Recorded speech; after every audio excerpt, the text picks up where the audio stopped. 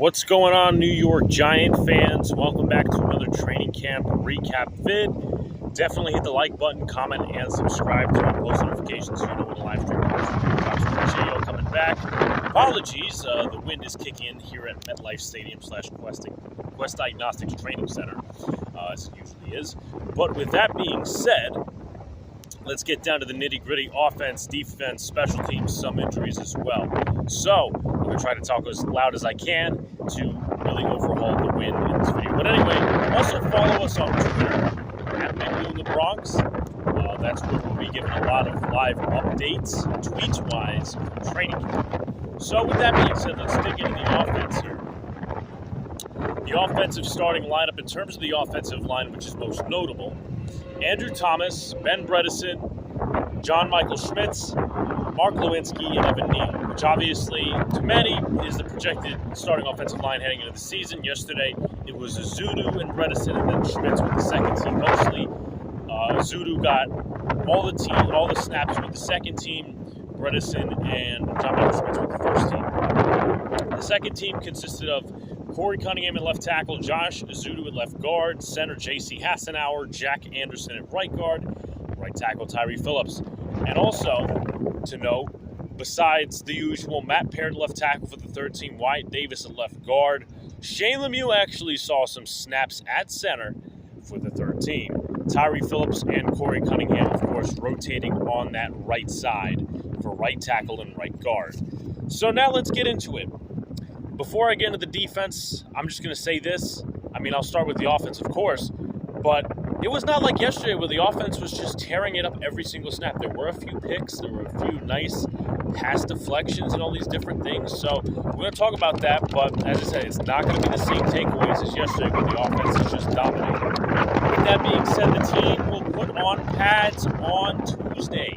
So if you're looking forward to go to another training camp session but don't want to watch it without pads, next Tuesday they'll be putting on the pads, according to head coach Brian Dable. So, rather than start off with Darren Waller, who also dominated today, we'll get into that, I thought Colin Johnson had a few nice plays, from Daniel Jones throwing the football, Tyrod Taylor throwing the football. One that impressed me the most is when he caught a fade 50-50 ball over Darren Evans. He also caught a nice in-route versus Trey Hawkins and beat Zion Gilbert on a fade route as well. So I thought he had a pretty nice day. He also beat one guy on a crosser. I want to say that was Deonte Banks, or that may have been Zion Gilbert as well. So Colin Johnson had a nice day. He's going to need it because there's a ton of competition in his wide receiver room. It's not guaranteed just because of last year that, he got injured and he was doing good. It's not guaranteed a roster spot for him. So let's get back to Darren Waller. Darren Waller had a phenomenal day again. Now, he did have one drop, and there was a pass that was intended for him that was intercepted. But with that being said, he still dominated. He caught a couple of passes against Dane Belton, Zion Gilbert, and Deonte Banks. So he's lighting it up. He is uncoverable, in my opinion. And what's funny is the Giants, in one snap, put Cordell Flott on him in the slot, right?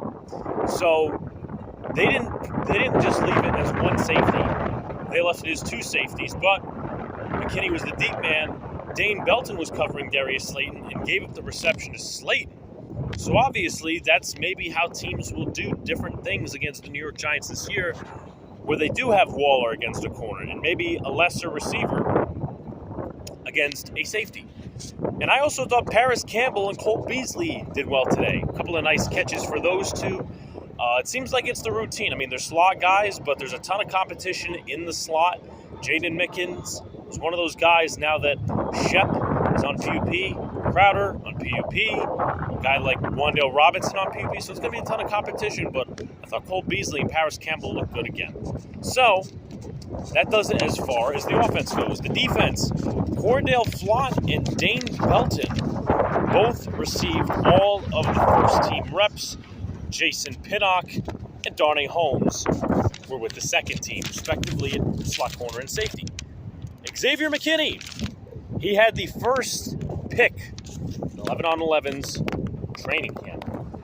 It was a pass that was thrown over the head of Darren Waller and intercepted by McKinney Dane Belton in coverage of Darren Waller.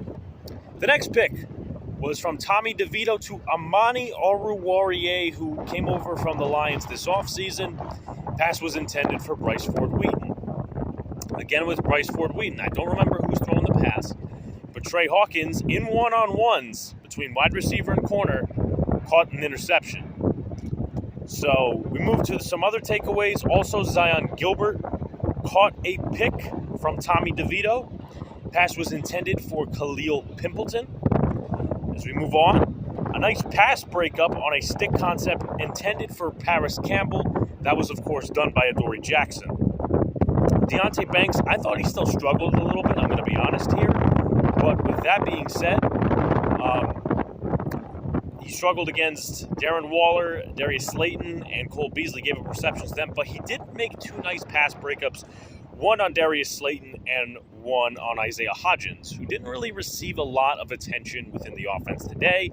And then finally, before we get to injuries and special teams, I thought the defense was slowly making their way into the backfield as practice went on. Kayvon Thibodeau, I would have called a sack on Daniel Jones. That would go credit-wise to Kayvon Thibodeau. Dexter Lawrence found himself in the backfield a few times with some pressures, and also some of the second and third team guys. I noticed that Tommy DeVito was taking a little long to throw the football. Same thing can be said for Tyrod Taylor. So I would say the most even-matched training camp session I've been to in the last 2 years by far. Obviously, last year was totally dominated by defense, and yesterday was dominated by offense. So pretty even for both. We'll see what happens. Tomorrow they have a late practice, starts at 5 o'clock, but before we end the video, let's go to injuries and special teams. David Sills was a little shaken up after a play where he collided with Rodarius Williams. Didn't seem too happy about that. And then special teams-wise, here is your return station, as they were doing it at the beginning of practice. Eric Gray, running back. Wide receiver Khalil Pimpleton. Wide receiver Jaden Mickens.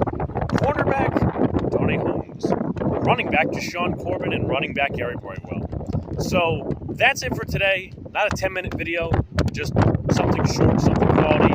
And again, much apologies that the wind decides to kick in now, as well as planes flying over my head. But what are you going to do? It's MetLife Stadium. You're in the middle of East Rutherford. Like, comment, and subscribe. Turn on post notifications so you know when a live stream pops or a video drops. Appreciate you all coming back. Peace out, guys. See you later. Stay